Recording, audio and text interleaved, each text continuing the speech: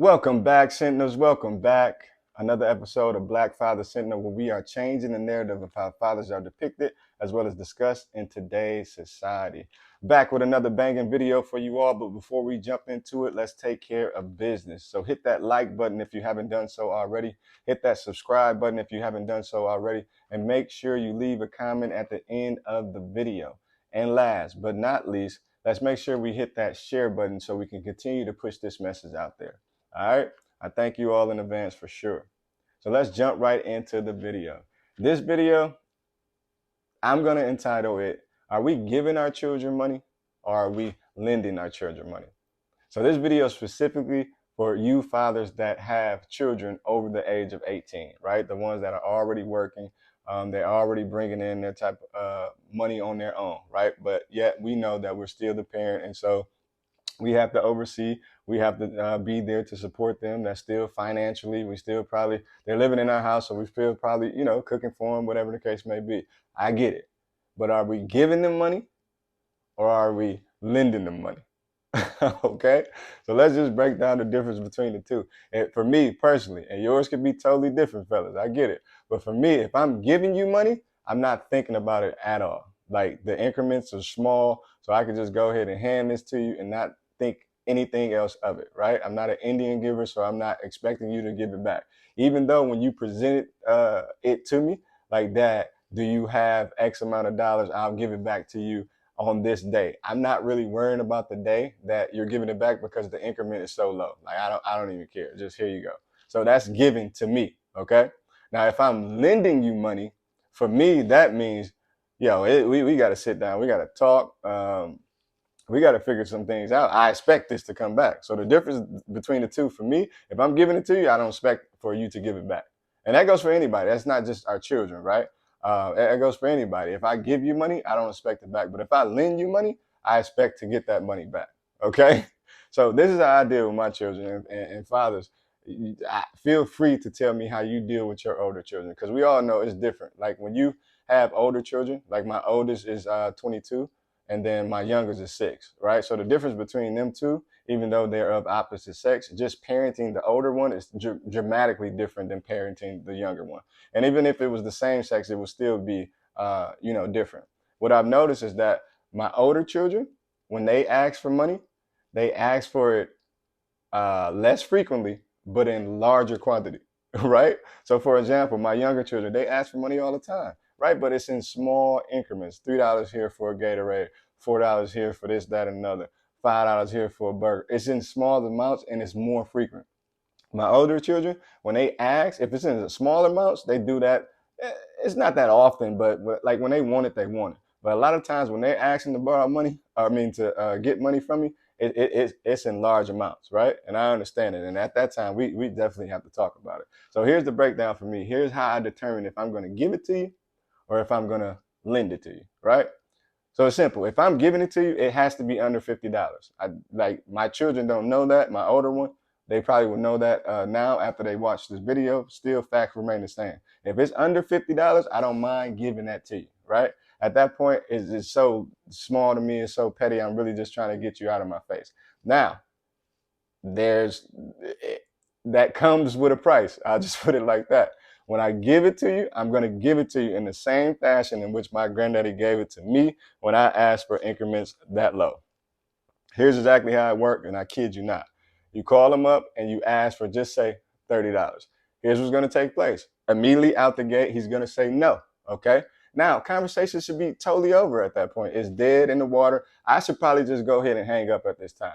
But I just know how he works and I know how it works, right? So if I just pause for like 5 seconds, he's going to begin to go into his spiel, right? I'm working now. I should be able to keep up with money. If I don't have the money, then you probably don't need it. Basically, he's going to talk so much smack. And in other words, in the language that he's giving it to, if it was nowadays terms, he's basically just telling me how broke I am, right?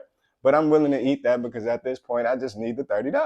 So, and I know how he works. He's been doing this since I was little. If I was like in elementary school, I'm asking for some shoes. He's just going to belittle me to the point to where I feel so uncomfortable asking him for shoes the next time, but he's still going to give it to me. So my children, it's like a rite of passage. You got to go through the same thing. So I'm busting you all the way down, right? I ain't gonna verbally abuse you. Now, I'm not saying that my grandfather verbally abused me, but it was just after I got like what he was trying to do, right? And I guess you could say he was trying to, I don't know, thicken my skin or build my character, but it was just, I just let it roll off my shoulders at that point. I knew I had to take it, I knew I had to eat it, but at the end of the conversation, I was getting the money that I needed, right? So I hope my older children understand that as well. And so I put them through it. So it's a price to pay when you borrow this type of money. So anything under $50, I'm not asking too many questions. I don't care too much about what you have to do with it. Um, I don't care about working it out along your terms, because I know a lot of times they say, Dad, can I borrow this amount of money? I'll get back to you on Friday. I don't care about your Friday deadline. To me, I'm just giving it to you. I'm chalking it up as a loss. It's out of my mind. Okay. So that's just how it works when you borrow the low increments of money. It was done to me, so it's going to be done to you. And quite naturally, I think my granddaddy felt the same way as I do when I do it to my children now. I'm just having a great time in my head, but I know they're over there stressing out because you don't want to hear that from your parent. You don't want to hear that from your dad. I'm basically calling them broke, right?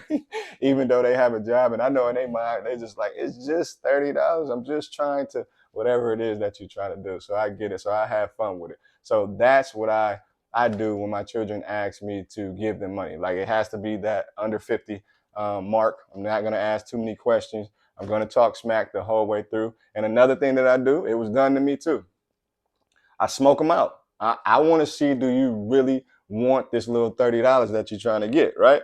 And so after we have that conversation, me talking smack, right, and going back and forth with them, if it's in person, I just go to the other room and just carry on about my day. If it's over the phone, I just simply hang up. And then I wait until they ask me again, right, to see if they actually want the money that they asked for. And in the event that they do, I go ahead and give it to them. It was done to me, so I do it to them. I'm just having a good time.